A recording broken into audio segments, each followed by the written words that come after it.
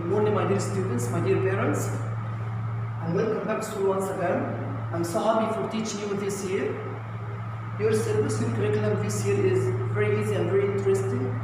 You are going to learn some topics about the characteristics of the living organisms, the cells and organisms, major organ system, classification and variation, human nutrition and balanced diet, the enzymes and the digestive system, plants nutrition, sexual reproduction in plants and human, food chain, the circulatory and the respiratory, and ecology. The first lesson, we begin with the first lesson, which is the characteristics of the living organisms. We can differentiate between two different things in the world. If one of them is a living organism and the other one is not living thing, we can differentiate between them by 7 characteristics. We can simplify them in 7 capital letter in Mrs. Graham. R for respiration process, E for excretion, R for reproduction, G for growth, M for movement, S sensitivity, and nutrition. Respiration process is the release of energy by breaking down of the food inside the body of the living organisms through a chemical reaction. When food is broken down in the form of glucose by oxygen that we breathe, the result of the breaking down process is the release of energy. This energy can be used in different purposes and activities. At the same time, some harmful products are produced as carbon dioxide and water. So don't ever forget, respiration process is the release of energy from the body, in the body of the living organism by oxygen, and that happens through chemical reaction.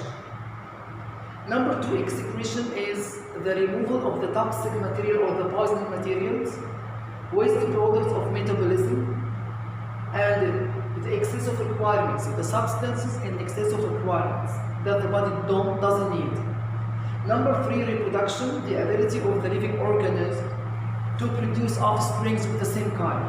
This word equals new babies, new generation of the same kind like the parents.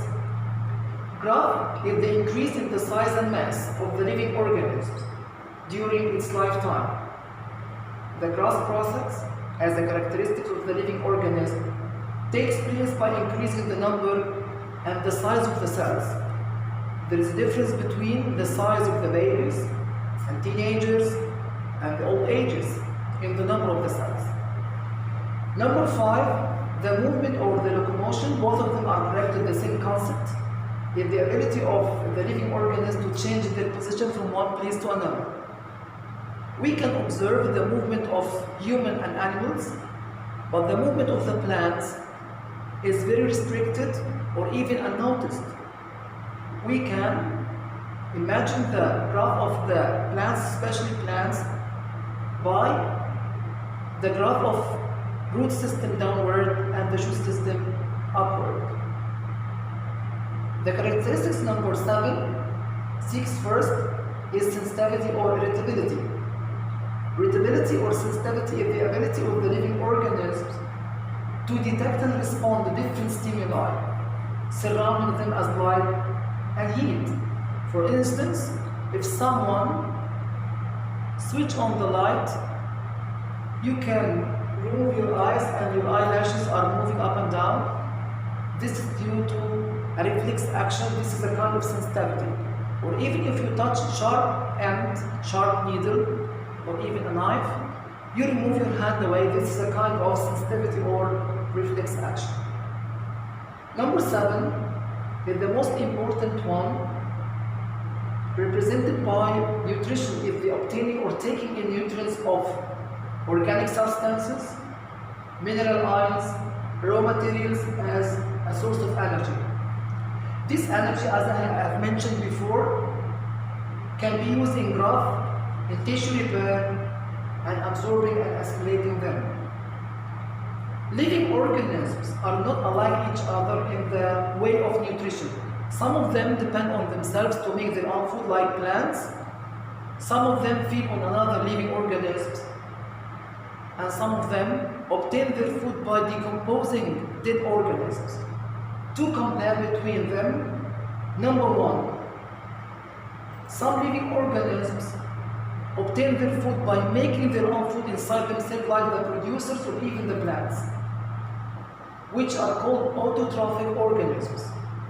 The autotrophic organisms, or the producers, are the living organisms, which can make their own food by themselves because they contain chloroplasts. They take carbon dioxide from the air and water from the soil to make photosynthesis process.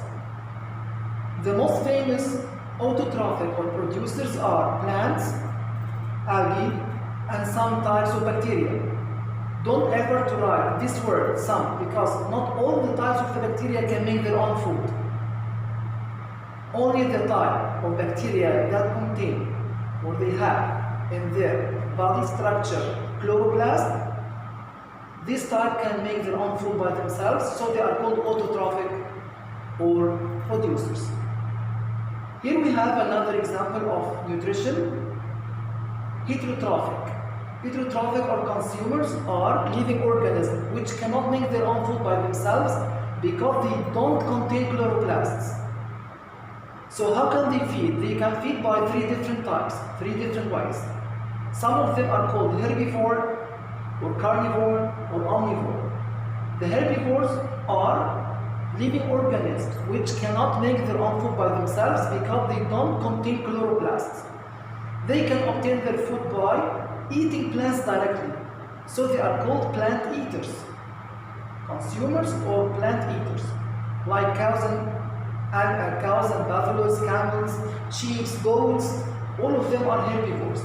The second type is carnivore, which cannot make their own food by themselves, but they can obtain their food by feeding on the herbivore, which feed on the plants. You can say that the carnivore are called meat eater, like wild animals as lion and tiger. Some of the consumers can feed on both of them, on plants and animals, which are called omnivore, like human. Here we have another type of the consumers that they cannot make their own food by themselves because they don't contain chloroplasts. This type are called saprophytic organisms, or saprophytes, or even decomposers. As you have explained last year, the decomposers or the saprophytic organisms, they obtain their food from dead bodies, dead animals, food remains. The most popular of them are bacteria and fungi. They cannot make their own nutrients because they don't contain chloroplasts, but they can feed on dead animals and dead plants and the food remains. But also they can sense because they are living organisms.